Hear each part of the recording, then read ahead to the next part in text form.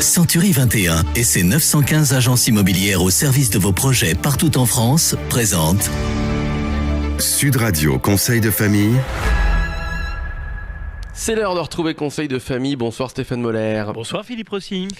Stéphane, vous êtes associé au sein du cabinet VIA et donc aujourd'hui nous allons répondre à Jean qui habite Toulouse et qui nous pose une question fort intéressante. Il nous demande de préciser l'intérêt d'acquérir des parts de SCPI au sein d'un SCI à l'IS.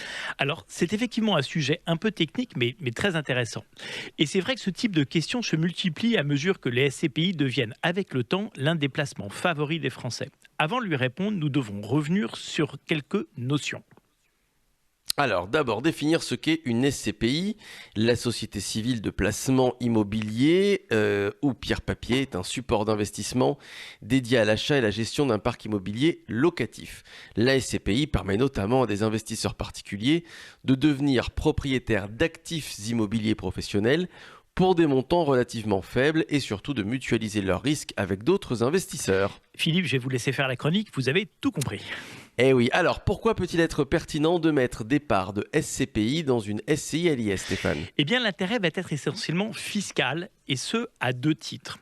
En premier lieu, mettre des parts de SCPI dans une SCI à l'IS ne présente un intérêt que si les parts de SCPI ont été acquises à crédit. Vous allez comprendre pourquoi.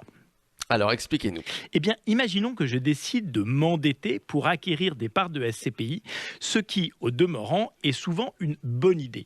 Et imaginons que j'acquière mes parts de SCPI, donc avec une SCI. Je vais avoir deux avantages. Le premier est un avantage successoral, c'est-à-dire en matière de transmission. Oui. Alors, c'est ça. Schématiquement, la SCI va avoir à son actif un bien immobilier et au passif un crédit.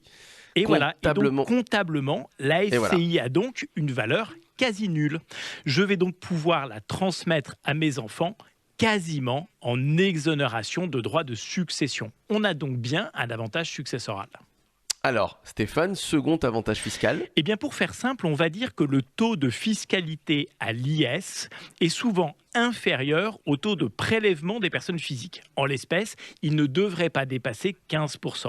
Et que les revenus que nos investisseurs tirent de leur SCI ne sont pas des dividendes, mais dans un premier temps, le retrait de leur compte courant d'associés. La combinaison de ces deux facteurs permet de diminuer la fiscalité qui peut être un peu lourde avec des SCPI.